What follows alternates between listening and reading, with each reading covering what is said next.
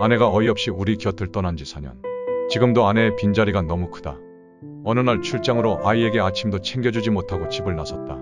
그날 저녁 집에 와서 아이와 인사를 나눈 뒤 양복 상의를 아무렇게나 벗어놓고 침대에 벌렁 누워버렸다.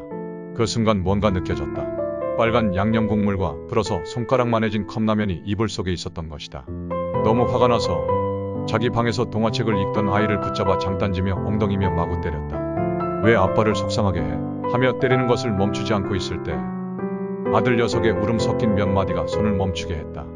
아빠가 가스레인지 불을 함부로 켜서는 안 된다는 말에 보일러 온도를 높여서 데워진 물을 컵라면에 부었어요. 하나는 제가 먹고 하나는 아빠 드리려고 식을까봐 이불 속에 넣어둔 것인데. 가슴이 메어왔다. 아들 앞에서 눈물 보이기 싫어. 화장실로 가서 수돗물을 틀어놓고 엉엉 울었다. 1년이 지난 후 나름대로 엄마의 빈자리를 채우려고 많이 노력했다. 아이는 이제 7살. 내년이면 학교 갈 나이다.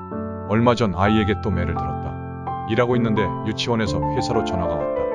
아이가 유치원에 나오지 않았다고. 너무 다급해진 마음에 회사에 조퇴를 하고 집으로 왔다. 그리고 아이를 찾으려고 동네를 이잡듯 뒤지면서 아이 이름을 불렀다. 그런데 이놈이 혼자 놀이터에서 놀고 있었다. 집으로 데리고 와서 화가 나서 마구 때렸다. 아빠, 잘못했어. 하지만 단 한 차례의 변명도 하지 않고 잘못했다고만 빌었다. 나중에 안 사실이지만 그날 부모님을 불러놓고 재롱잔치를 한 날이라고 했다. 그 일이 있고 며칠 후 아이는 유치원에서 글자를 배웠다며 하루 종일 자기 방에서 꼼짝도 하지 않은 채 글을 써대고 있었다. 그리고 1년이 지난 후 아이는 학교에 진학했다. 그런데 또 한 차례 사고를 쳤다. 그날은 크리스마스 날. 일을 마치고 퇴근을 하려고 하는데 한 통의 전화가 걸려왔다. 우리 동네 우체국 출장소였는데 우리 아이가 주소도 쓰지 않고 우표도 붙이지 않은 채 편지 300여 통을 우체통에 넣는 바람에 연말 우체국 업무에 지장을 끼친다고 온 전화였다. 그리고 아이가 또 일 저질렀다는 생각에 불러서 또 매를 들었다. 아빠, 잘못했어. 아이는 그렇게 맞는데도 한마디 변명도 안 한 채 잘못했다는 말만 했다. 그리고 우체국에 가서 편지를 받아온 후 아이를 불러놓고 왜 이런 짓을 했냐고 하니 아이는 울먹이며 엄마한테 쓴 편지라고 했다. 순간 울컥하며 제 눈시울이 빨개졌다. 아이에게 다시 물어보았다. 그럼 왜 한꺼번에 이렇게 많은 편지를 보내냐고. 그러자 아이는 그동안 우체통에 기가 닿지 않아 편지를 쓰기만 했는데 오늘 가보니깐 손이 닿아서 다시 돌아와 다 들고 갔다고. 아이에게 무슨 말을 해야 할지 몰랐다.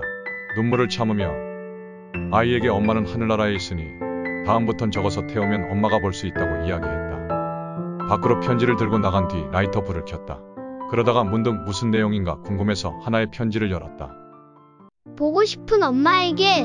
엄마, 지난주 우리 유치원에서 재롱잔치 했어. 근데 난 엄마가 없어서 가지 않았어. 아빠한테 말하면 엄마 생각날까봐 하지 않았어. 아빠가 날 막 찾는 소리에 그냥 혼자서 재미있게 노는 척했어. 그래서 아빠가 날 마구 때렸는데 얘기하면 아빠가 울까봐 절대로 얘기 안 했어. 나 매일 아빠가 엄마 생각하면서 우는 거 봤어. 근데 나는 이제 엄마 생각 안 나. 아니, 엄마 얼굴이 기억이 안 나. 보고 싶은 사람 사진을 가슴에 품고 자면 그 사람이 꿈에 나타난다고 아빠가 그랬어. 그러니까 엄마, 내 꿈에 한 번만 나타나. 응? 그렇게 해줄 수 있지? 약속해야 돼. 응? 편지를 보고 또 한 번 고개를 떨구었다.